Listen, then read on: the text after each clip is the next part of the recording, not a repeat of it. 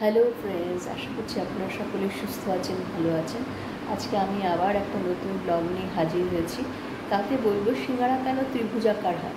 আমাদের ভারতে যখন প্রথম সিঙ্গাড়া আসে সেটার আকার ছিল গোলাকার এবং তাতে মেওয়ার পুর দেওয়া হতো। ও মেওয়া দিয়ে পুর দিয়ে যখন সেটা ভাজা হতো তা ফেটে বেরিয়ে আসতো। দেখুন, ত্রিভুজাকৃতির সিঙ্গাড়া বানিয়ে ফেলেছি। আর এখানে আমি একটু পুর বানিয়ে নিয়েছি বিট গাজর দিয়ে। তবে সিঙ্গাড়া হচ্ছে আলু ফুলকপি সিঙ্গাড়া হচ্ছে সবচেয়ে বেস্ট, আমার বেশি ওটাই ভালো লাগে। এটা একটু হেলদি করার জন্য বানিয়েছি। তারপর একটু ময়দা নিয়ে নিয়েছি, তার মধ্যে নুন, মিষ্টি, রিফাইন তেল দিলাম।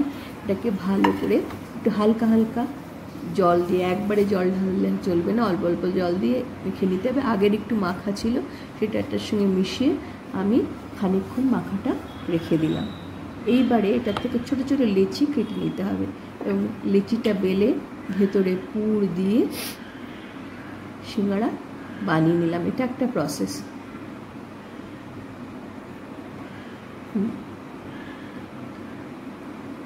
তো আরেকটা হয় মাঝখান দিয়ে দু অর্ধেক করে কেটে, এটাও আমি আপনাদের দেখিয়ে দিচ্ছি।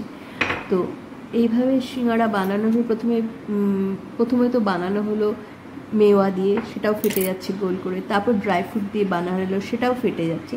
তারপর ত্রিভুজাকৃতির সিঙ্গাড়া বানিয়ে দেখা গেল যে সেটা আর ফাটছে না। মিশরের পিরামিড নিশ্চয়ই আপনারা দেখেছেন বা এর সম্পর্কে আপনারা জানেন। যে কোনো কাঠামোর যদি ত্রিভুজাকৃতি হয় তাহলে সেটা অনেক বেশি শক্ত করতে হয়। সেই জন্য মিশরের পিরামিড কতটা শক্ত করতে তা নিশ্চয়ই আপনারা জানেন।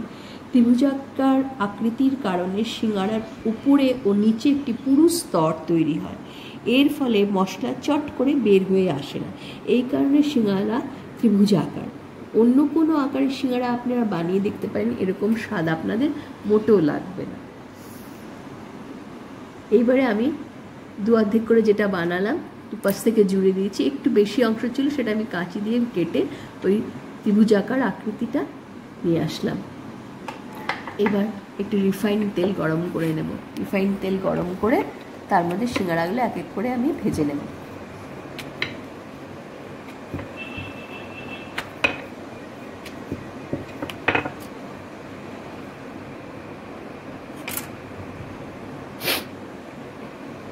দু অর্ধেক করে ভেতরে পুর ভরে ভেজে নিলাম।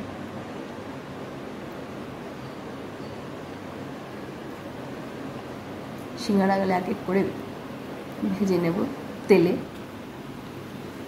আপনাদের যদি আমার ব্লগটা ভালো লাগে তাহলে অবশ্যই লাইক, কমেন্ট, শেয়ার করবেন। এবং আপনারা যদি লাইক, কমেন্ট, শেয়ার, সাবস্ক্রাইব করেন তাহলে আমি আরও উৎসাহ পাবো যে পরবর্তী ব্লগ নিয়ে হাজির হওয়ার। ভালো থাকবেন, সুস্থ থাকবেন।